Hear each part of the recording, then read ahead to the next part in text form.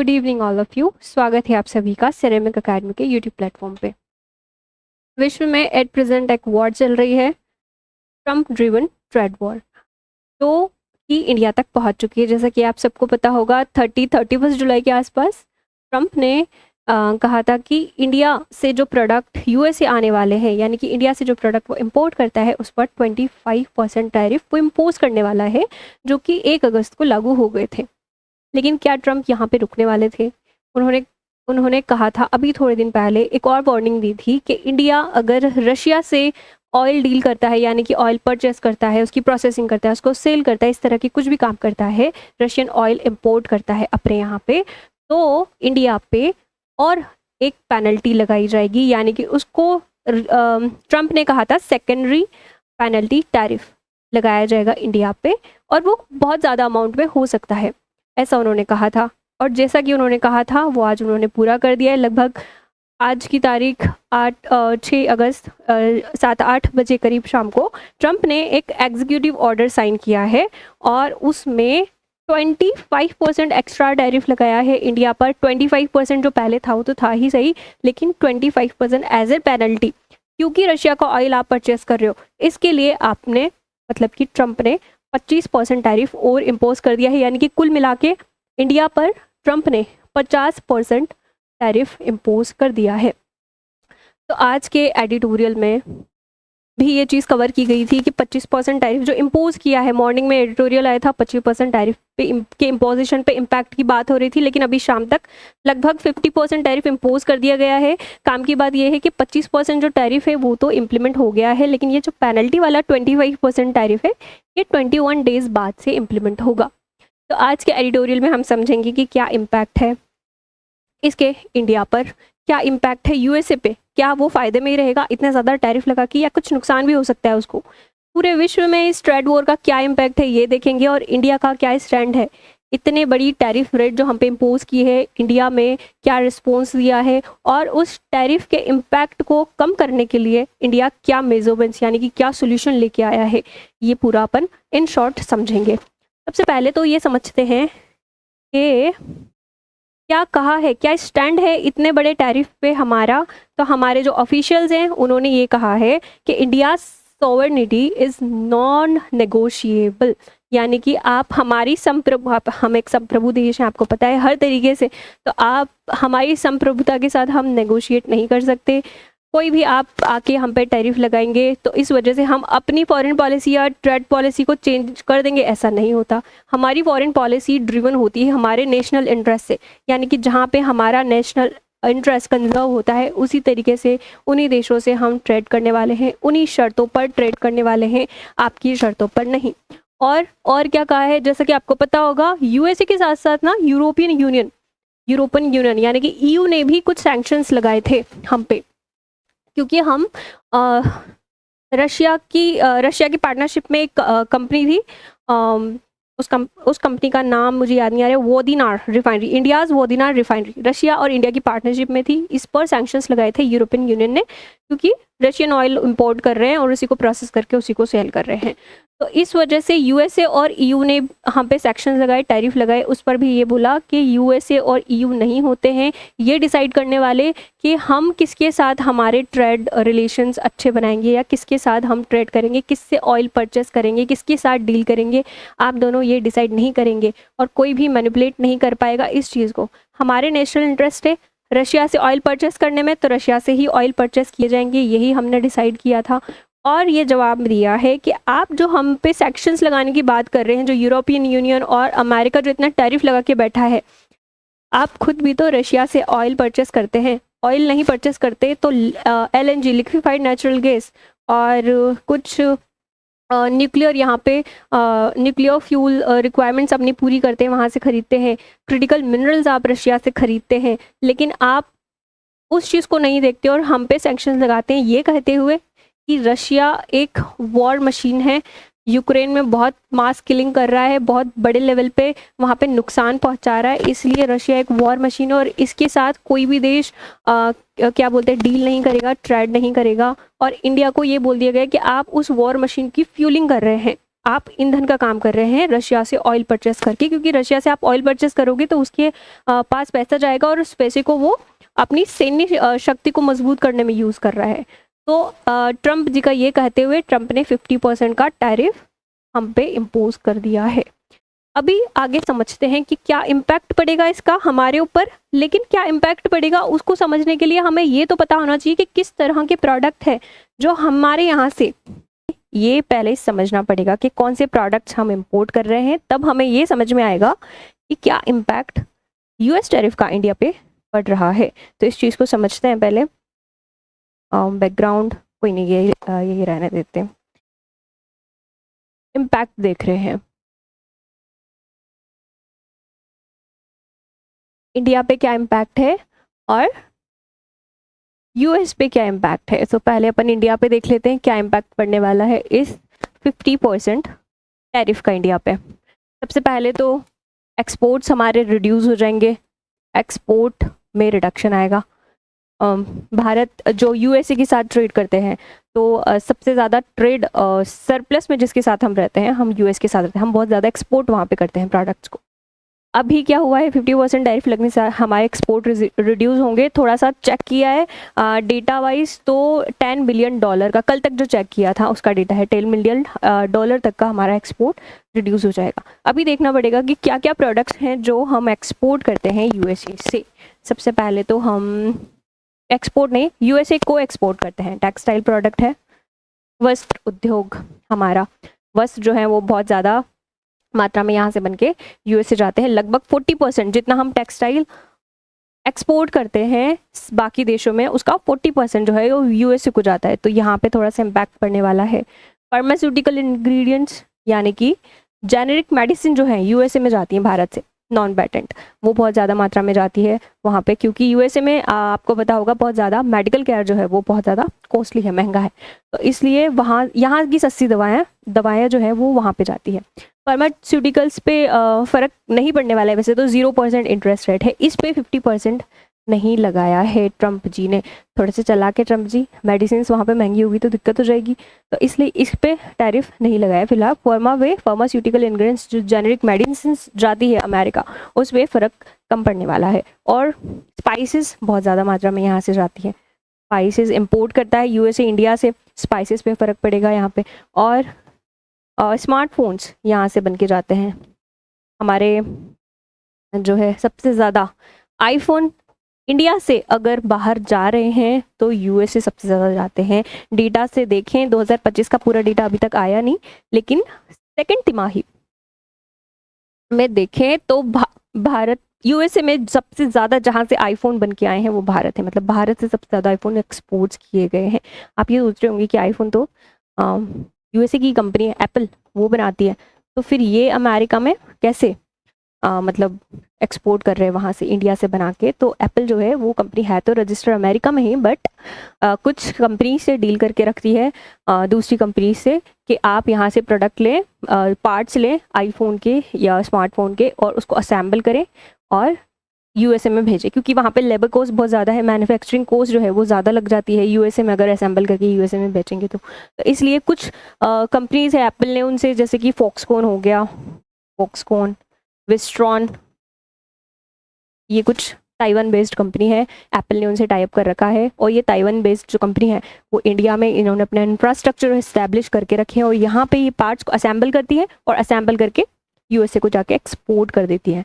तो इस तरह से यहाँ पे आप सोच रहे होंगे कि ताइवान बेस्ड कंपनी है, चीन में भी तो जा सकती है, अपने यहाँ बना सकती है, तो इंडिया में क्यों? तो चीन के साथ तो आपको पता है कि इंडिया के साथ जितने यूएसए के रिलेशन खराब है उससे कई ज़्यादा चीन और यूएसए के ज़्यादा तनाव रहता है रिश्तों में, तो वहाँ पे इंफ्रास्ट्रक्चर नहीं लगाया इन्होंने, अपने यहाँ नहीं लगाया। इंडिया में जो है लेबर कॉस्ट कम होती है, यहाँ पे लोग जो है एम्प्लॉयज़ जो है इंडिया में हायर करना वो आसान रहता है, कम पैसों में या कम सैलरी में यहाँ पे उनको वर्कर्स मिल जाते हैं या काम करने वाले मिल जाते हैं। तो यहाँ पे हमने कुछ स्कीम्स भी दी रखी है, प्रोडक्शन लिंक्स इंसेंटिव स्कीम या कुछ तरह के इंटरेस्ट सबवेंशन स्कीम्स, वो इन्वेस्टर को अट्रैक्ट करती है, इसलिए दूसरे देश के लोग कंपनीज जो है, इन्वेस्टर जो है अपने यहाँ आते हैं, इंफ्रास्ट्रक्चर इस्टेब्लिश करते हैं, अपने यूनिट्स लगाते हैं और यहाँ पे असेंबल करके, यहाँ पे मैन्युफैक्चर करके दूसरे देशों में वो चीज़ को एक्सपोर्ट करते हैं। तो भारत से आईफोन जाता है बहुत बड़ी मात्रा में यूएसए में। फिलहाल स्मार्टफोन का ये स्टेटस है कि स्मार्टफोन पे भी इन्होंने 0% टैरिफ लगाया, टैरिफ नहीं लगाया, तो ये चीज़ भी बच गई।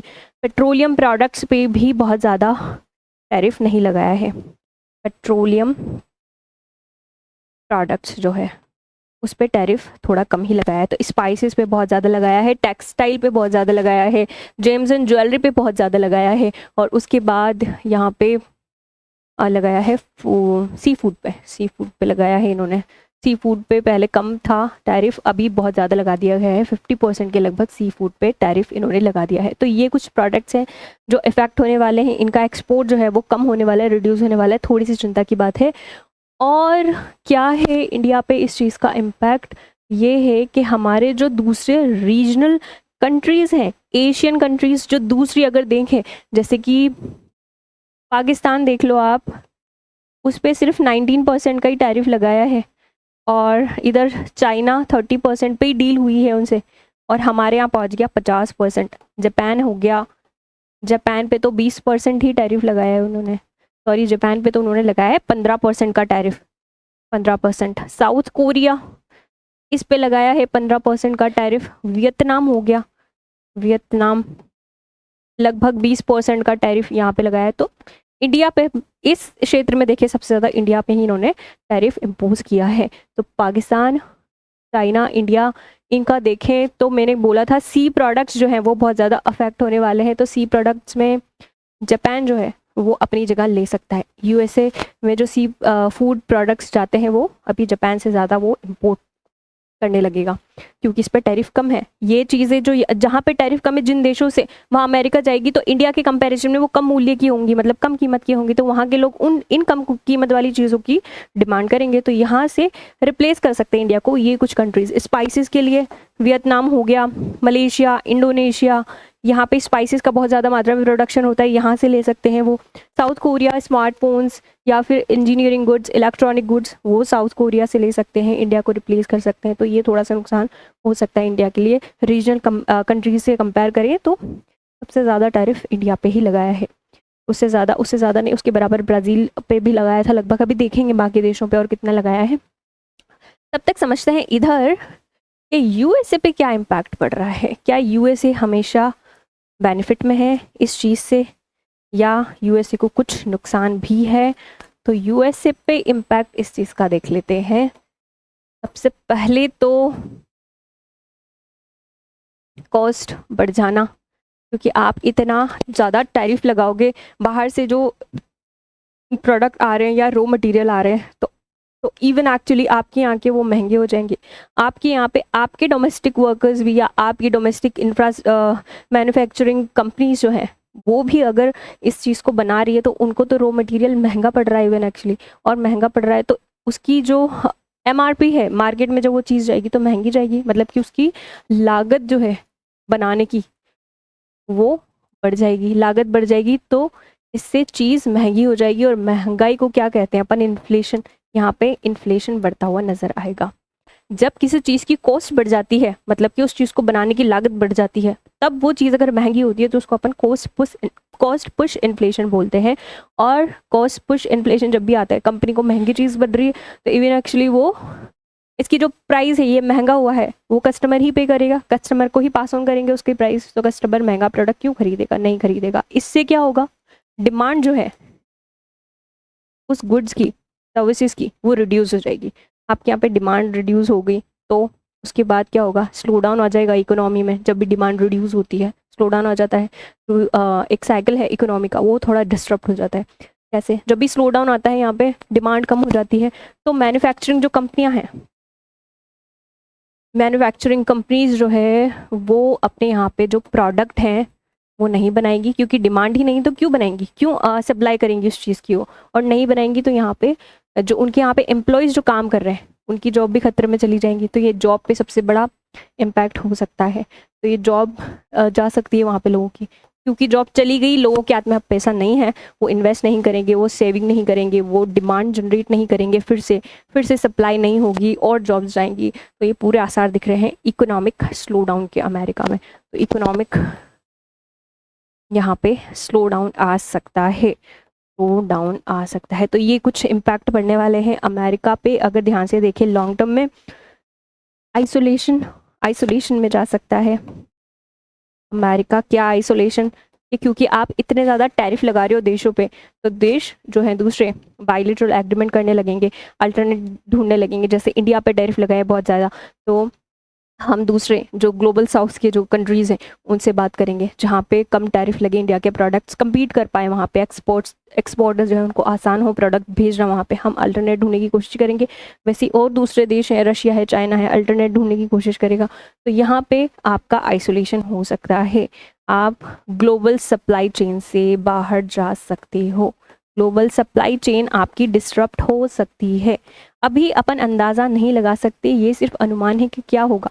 थोड़ा बहुत अनुमान यूएसए की तरफ से भी लगाया गया है कि यूएसए ने जब से टैरिफ इम्पोज किया है तब से यूएसए की जीडीपी में कुछ परसेंट की बढ़ोतरी हुई है। ऐसा यूएसए की तरफ से कुछ अनुमान है कि इसका जीडीपी और यहाँ पे रेवेन्यू जनरेशन है वो थोड़ा सा बढ़ता हुआ नज़र आया। जब ट्रंप आए थे इस साल 2025 में, उन्होंने शुरुआत की थी एक यूनिवर्सल टैरिफ रेट लगा के, यूनिवर्सल टैरिफ रेट से, तो उन्होंने 10% का टैरिफ लगाया था। उससे पहले अगर ग्लोबल एवरेज निकाले तो 2.5 से ये टैरिफ रेट की शुरुआत हुई थी और अभी 27% पे उनकी टैरिफ रेट पहुंच गई है ऑन एन एवरेज।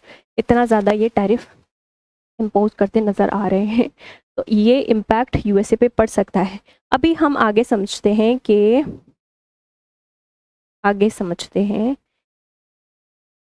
कि भारत जो है वो क्या यहाँ पे सोल्यूशन लेके आया है। हम पहले से ही एक सोल्यूशन हमने सोच के रखा था, हमारा export promotion mission 2026, export promotion mission 2026।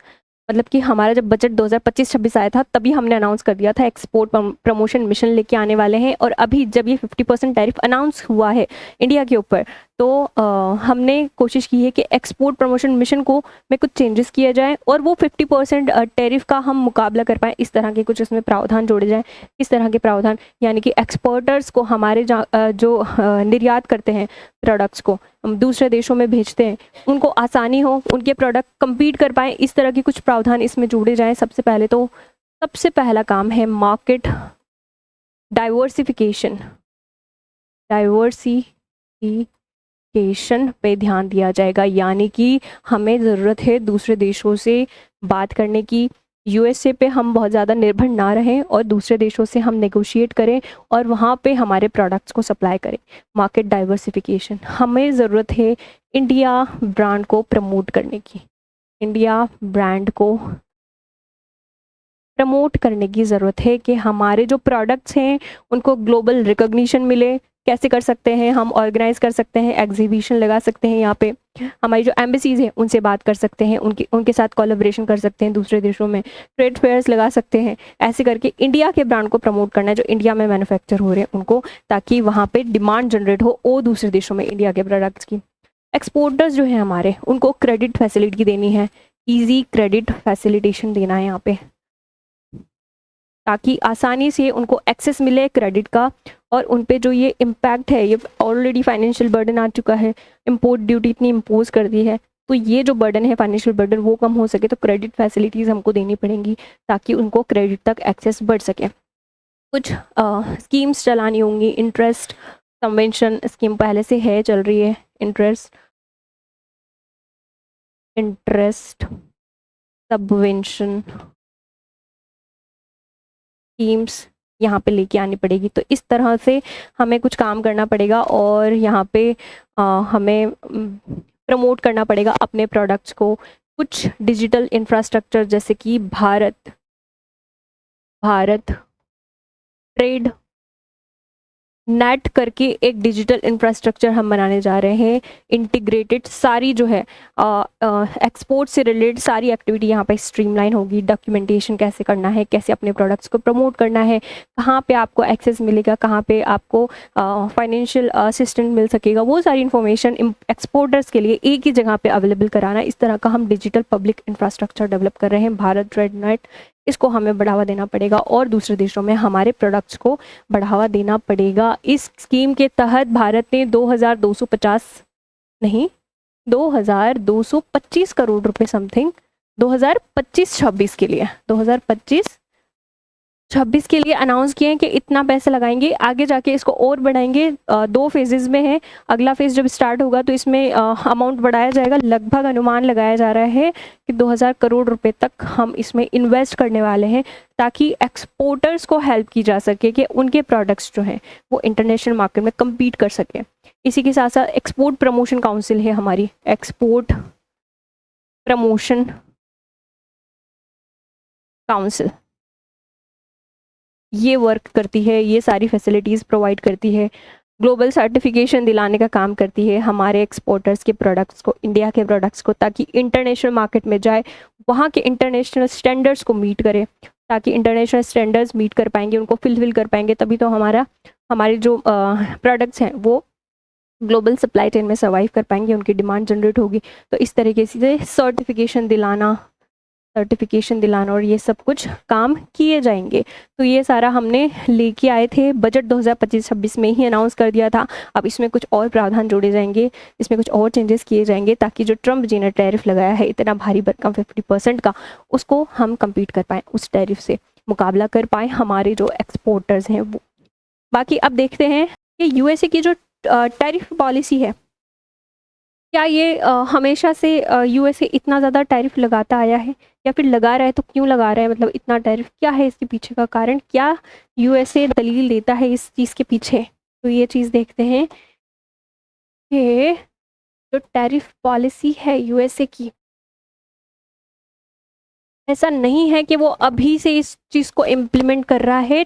Trump शासन जो पहली बार ट्रम्प जी है ना, 45वें राष्ट्रपति जब बने थे, 45वें प्रेसिडेंट जब बने थे यूएसए के, 2017 से 2021 में थे ये, तभी 2018 में ट्रम्प जी ने अनाउंस कर दिया था कि मैं अगर राष्ट्रपति बनता हूँ, आने से पहले ही, और अभी भी जब सेकंड टर्म आई तब भी पहले से अनाउंस कर दिया, तब भी पहले से अनाउंस किया था। 2018 में आके ट्रम्प जी ने कहा था कि मैं इम्पोर्ट लगा रहा हूँ, मतलब कि मैं इम्पोर्ट ड्यूटीज़ इम्पोज कर रहा हूँ उन नेशंस पे जिसके साथ हमारे ट्रेड डेफिसिट है, और या फिर उन नेशंस पे जो हमारे साथ ट्रेड करते हैं और सरप्लस में जाते हैं, यानी कि उनको फ़ायदा होता है और हमको नुकसान होता है, ऐसे देशों पे मैं टैरिफ लगाने वाला हूँ। और उस समय जो टैरिफ लगाए थे ट्रम्प ने, वो सिर्फ एल्यूमिनियम और स्टील पे लगाए थे, स्टील प्रोडक्ट पे लगाए थे, और कुछ स्पेसिफिक कंट्री स्पेसिफिक टैरिफ लगाए थे, यानी कि सब पे टैरिफ नहीं लगाए थे। जैसे कनाडा और यूरोपियन यूनियन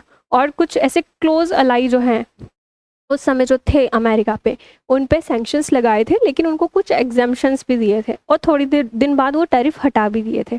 तो इस तरह से ये टैरिफ अनाउंसमेंट किया था। चाइना पे भी लगाया था, चाइना पे नहीं हटाया था, लेकिन चाइना ने यहाँ पे रेसिप्रोकल टैरिफ लगाया। रेसिप्रोकल या फिर रिटेलिएटरी टैरिफ कह सकते हो, मतलब ऐसा टैरिफ जो टैरिफ के बदले में लगाया जाता है। जैसे कि भारत पे कोई देश अगर टैरिफ लगाता है, तो भारत, क्योंकि उस देश ने भारत पे कोई टैरिफ लगाया, इसके बदले में आप उस पर टैरिफ लगाते हो, तो उसको रिटेलिएटरी या रेसिप्रोकल टैरिफ कहते हैं। तो चाइना ने उस समय, जब अमेरिका ने एल्यूमिनियम स्टील प्रोडक्ट्स पे चाइना के ऊपर हायर टैरिफ इम्पोज किया, तो चाइना ने भी रिटेलिएटरी टैरिफ लगाया, और यहीं से शुरुआत हो गई थी ट्रेड वॉर की, 2018 से ही। और ये ट्रेड वॉर फिर से ये न्यूज़ में आती है जब ट्रम्प का दूसरा शासनकाल था। अभी जब नवंबर 2024 में चुनाव हुए थे, तब चुनाव में यही कह के आए थे प्रेसिडेंट जी, ट्रम्प जी, कि अगर मैं आता हूँ तो सबसे पहले अमेरिका फर्स्ट पॉलिसी और अमेरिका के नेशनल इंटरेस्ट को बचाने के लिए सबसे पहले टैरिफ पॉलिसी, यानी हायर टैरिफ पॉलिसी लाई जाएगी, और उन देशों के साथ जिनके साथ अमेरिका के ट्रेड डेफिसिट है, उन पे टैरिफ जो है, हायर टैरिफ रेट इम्पोज की जाएगी। तो इस तरीके से लगभग मार्च अप्रैल देख लो आप, तब ट्रम्प जी ने अनाउंस कर दिया था यूनिवर्सल रेसिप्रोकल टैरिफ वाला कंसेप्ट। यूनिवर्सल रेसिप्रोकल टैरिफ, यानी कि ट्रम्प ने कहा था क्योंकि आप हमारे प्रोडक्ट्स पर टैरिफ लगाते हो, इसलिए हम भी आपके प्रोडक्ट्स पर टैरिफ लगाएंगे, और ये जो रेसिप्रोकल टैरिफ होगा ये बहुत ज़्यादा होगा, लेकिन मिनिमम 10% तो होगा ही सही। यूनिवर्सल रेसिप्रोकल टैरिफ, ये जो टैरिफ लगाया था 2018 में, ये यूनिवर्सल नहीं था, यानी कि सारे देशों पे नहीं था, वो कंट्री स्पेसिफिक था। और सारे प्रोडक्ट्स पे भी नहीं था, स्टील और एल्यूमिनियम या कुछ प्रोडक्ट्स पे ही लगाया था जिन जिन प्रोडक्ट्स पे उसको नुकसान होता था। ये जो था ना यूनिवर्सल रेसिप्रोकल टैरिफ जो इस साल लगाया है 2025 में, वो सभी देशों पे, ऑल नेशंस पे था, सारे देशों पे था, और ऑल गुड्स पे था, गुड्स एंड सर्विसेज, सारे गुड्स सर्विसेज पे था। इसलिए इसको यूनिवर्सल रेसिप्रोकल टैरिफ करके अमेरिका ने लगाया, ये दलील देके कि नेशनल इंटरेस्ट या नेशनल सिक्योरिटी के लिए मैं लगा रहा हूँ। कुछ ना कुछ एक्ट्स हैं अमेरिका के, जैसे ट्रेड एक्सपेंशन एक्ट या ट्रेड एक्ट, उनके तहत नेशनल सिक्योरिटी का हवाला देते हुए अमेरिका इस चीज़ को वाजिब कहता है कि ये वाजिब है, कोई गलत नहीं है। किस चीज़ की गलत, मतलब कि WTO अपने एक क्या बोलते हैं इसको, ग्लोबल इंस्टीट्यूट है, और WTO यानी कि वर्ल्ड ट्रेड ऑर्गेनाइजेशन कुछ अपने रूल्स रेगुलेशंस बना के रखता है, यहाँ पे लिमिट सेट करके रखता है कि किस तरह की सब्सिडीज़ या किस तरह के टैरिफ या कितनी रेट पे आप टैरिफ लगा सकते हो, उससे ज़्यादा नहीं लगाने, इस तरह से। तो ये कहता है कि वो WTO के जो रूल्स हैं उसके साथ कंप्लाई करते हैं, कि उनकी अनुपालना करते हैं। जो ये मैं टैरिफ लगा रहा हूँ, यूनिवर्सल रेसिप्रोकल टैरिफ, या जो भी मैं सैंक्शंस लगाता हूँ, वो सब WTO की नियमों की अनुपालना करते हैं उनके अनुसार। और हमारे कानूनों भी ये में लिखा हुआ है, जैसे कि ट्रेड एक्सपेंशन एक्ट या फिर ट्रेड एक्ट, कि जो मैं टैरिफ लगाता हूँ वो नेशनल सिक्योरिटी के लिहाज से लगाता हूँ। ये जो नेशनल सिक्योरिटी का कंसेप्ट है, ये WTO और USA या किसी भी देश में कोई कंफर्म नहीं है कि किस चीज़ को आप नेशनल सिक्योरिटी कहते हो। अभी आज की एडिटोरियल में आया कि चाइना से एक चिप वगैरह इंपोर्ट करते थे पहले, और बंद कर दिया था USA ने इंपोर्ट करना नेशनल सिक्योरिटी का हवाला देते हुए, लेकिन अभी फिर से इंपोर्ट करना चालू कर दिया है। तो नहीं पता डेफिनेशन, ना तो ट्रम्प को पता है ना WTO को पता है कि नेशनल सिक्योरिटी एक्चुअली होती क्या है। तो ये सब कुछ सीन चल रहा है। यूनिवर्सल रेसिप्रोकल टैरिफ लगाया अमेरिका ने, उसके बाद इस टैरिफ को लगाने के बाद थोड़ा सा स्लो डाउन हो गया था मार्केट में, क्योंकि ऑब्वियसली आप टैरिफ लगाओगे तो इनस्टेबिलिटी आनी है, इन्वेस्टर्स वगैरह थोड़ा सा पैनिक होते हैं कि इतना इंपोर्ट लग गया वहाँ पे हमारे प्रोडक्ट्स पे। तो इन्वेस्टर्स ये सब जो है शेयर मार्केट में जो भी लगाते हैं पैसे, वो थोड़ा सा शेयर मार्केट डाउन चला जाता है। तो यहाँ पे ग्लोबल शेयर मार्केट में ना थोड़ा सा क्रैश डाउन हुआ, थोड़ा सा नीचे गया शेयर मार्केट। ट्रम्प को भी शायद ये थोड़ा बहुत समझ में आया होगा, या फिर ट्रम्प की ये क्या बोलते हैं स्ट्रेटजी कह लो, कि जब यूनिवर्सल रेसिप्रोकल टैरिफ लगाया था तो इमिडिएटली इसको लागू नहीं किया था, और ये कह के थोड़ा सा बोल दिया था कि 90 दिन का समय, मतलब मैं 90 डेज़ का टाइम दे रहा हूँ आपको, मतलब कि जिन देशों को मेरे साथ डील करनी है, मेरी शर्तों को मानना है, मेरे साथ नेगोशिएट करना है, उनको 90 दिन है, 90 दिन का समय दे। अप्रैल से मई जून जुलाई 90 दिन निकल गए हैं। अब जो है धड़ाधड़ी से ट्रम्प जी है ना अनाउंस किए जा रहे हैं कि इस देश में मैंने इतना टैरिफ लगाया, जिसने नेगोशिएट कर लिया, जिसने नेगोशिएट नहीं करा उस भर भर के टैरिफ लगाए जा रहे हैं। ब्राज़ील पे 50% टैरिफ लगाया, ब्राज़ील पे। अभी देख लेते हैं अभी क्या सिनेरियो क्या चल रहा है विश्व में टैरिफ का। यहीं पे है शायद, मैं मैप ढूंढ रही हूँ, मैप से अगर आपको समझाऊंगी तो इजीली समझ आएगा। इधर देख लेते हैं कि क्या चीज़, जैसे यहाँ पे तो ब्राज़ील है, ब्राज़ील पे लगा दिया था 50% का टैरिफ अमेरिका ने, कनाडा पे 35% इम्पोज कर दिया, रशिया पे तो किया हुआ है बहुत सारे टैरिफ प्लस सैंक्शंस, बहुत सारे रशिया पे लगाए हुए हैं, क्योंकि यूक्रेन के खिलाफ वो वॉर को रोक नहीं रहे हैं।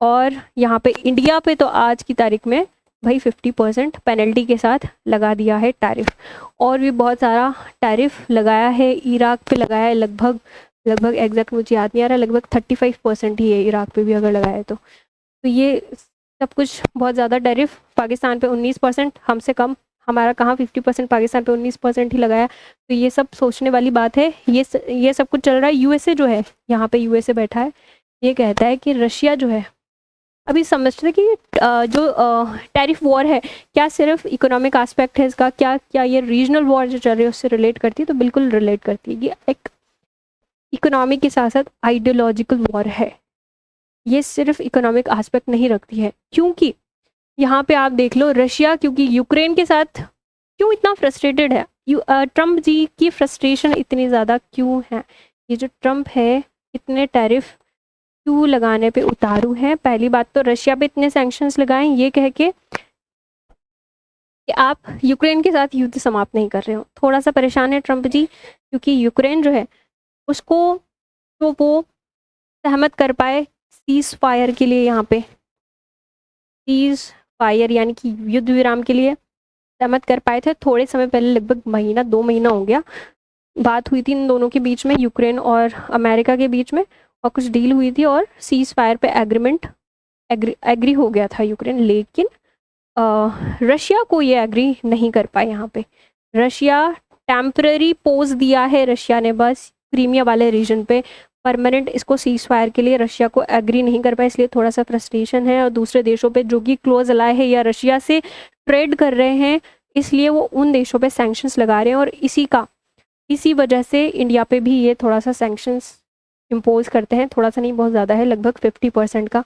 दूसरी एक और बात, सीज फायर के लिए मना लिया था, और ये भी कह दिया था कि जो नाटो है ना, उसका हिस्सा यूक्रेन को हम नहीं बनाएंगे। जब इतना कह दिया तो रशिया फिर भी मानने को तैयार नहीं है, मतलब फिर भी वॉर रोकने के लिए तैयार नहीं है। तो इसलिए थोड़ा सा फ्रस्ट्रेट दिखाई देते हैं। अब आपके मन में ये आ रहा होगा कि भाई रशिया जो है वो क्या चाह रहा है, वो क्यों नहीं एग्री हो रहा है, और वो क्यों कंटिन्यूसली वॉर। तो ये रशिया और यूक्रेन का अलग सीन है। इसको अगर यहाँ पे समझाने लगी तो घंटों निकल जाएंगे। रशिया जो है, यहाँ पे रशिया बैठा है, उसकी तरफ से उसका क्या कहना है ये समझ लेते हैं। रशिया का कहना है कि मेरे को एक परमानेंट पीस एग्रीमेंट चाहिए।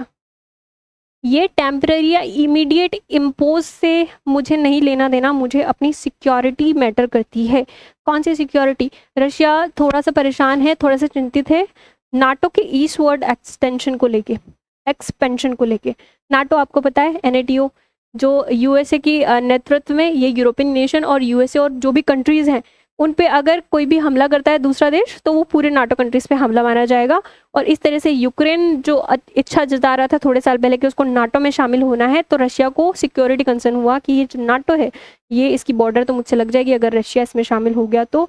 और रशिया को थोड़ी सी अपने लिए चिंता है कि नाटो का ईस्टवर्ड एक्सपेंशन हो रहा है, इसकी वजह से। और रशिया यूक्रेन को तुम चाह रहे हो कि नाटो में शामिल हो, इसलिए मैं नहीं चाहता। इसलिए मुझे चाहिए कि आप ये टेम्पररी, जो ये वेस्टर्न नेशन है, यूएस साइड में जो यूरोपियन नेशंस है, इनके लीडर्स तो चाह रहे हैं, इनके लीडर्स सिर्फ सीज फायर चाह रहे हैं, सीज फायर हो जाए, इमीडिएट ये सब कुछ हो जाए, कोई परमानेंट सोल्यूशन की बात नहीं कर रहा। रशिया कह रहा है परमानेंट सोल्यूशन होना चाहिए।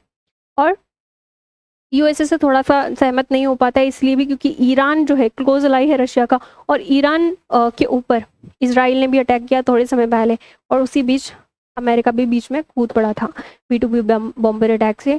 ऑपरेशन मिडनाइट हैमर आपको पता होगा, ऑपरेशन सनराइज, फिर अमेरिका ने चलाया था ऑपरेशन मिडनाइट हैमर।